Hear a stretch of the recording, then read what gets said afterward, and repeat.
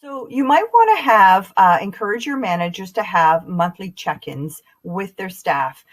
When we talk about monthly or weekly calls, sometimes we as human resources professionals feel that it always falls on our shoulders, and a lot of it does.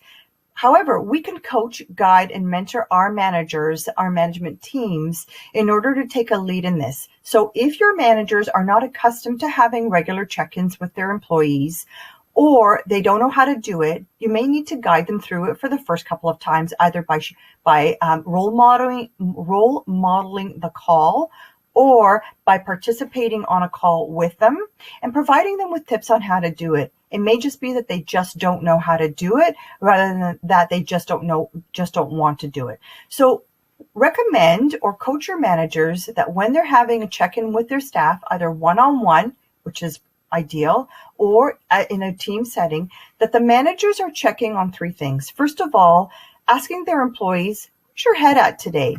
So how are you holding up mentally? What is worrying or distracting you? Probably if they're laid off, they're worrying about, am I going to be able to pay my rent?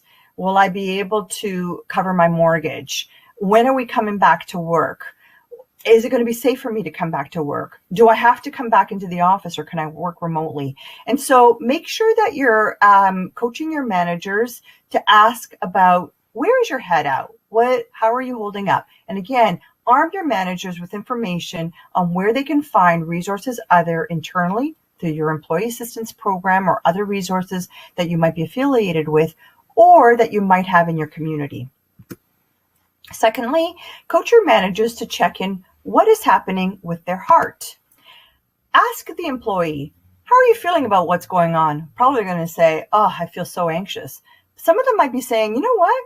I'm actually finding that I'm really productive in doing this, or it's giving me a chance to spend time with my children that I didn't have a chance to before, or I'm finally getting a chance to write my book that I've been meaning to get to.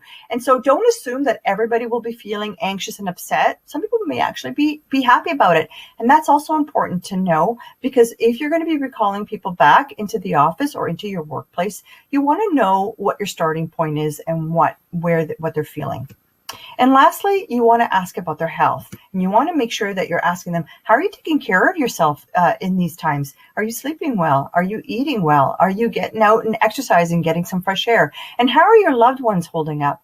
So many employees are caught in a sandwich generation where they have children to care for as well as elderly parents. And with COVID-19 affecting elderly people at a much more disproportionate rate than it is affecting younger people, the employee may be feeling a lot of stress about homeschooling their children. I know homeschool is over now for most jurisdictions, but homeschooling their children while taking care of or worrying the health of their elderly parent. So make sure and coach your managers to check in with their employees one-on-one or as a team setting, and to ask about head, heart, and health.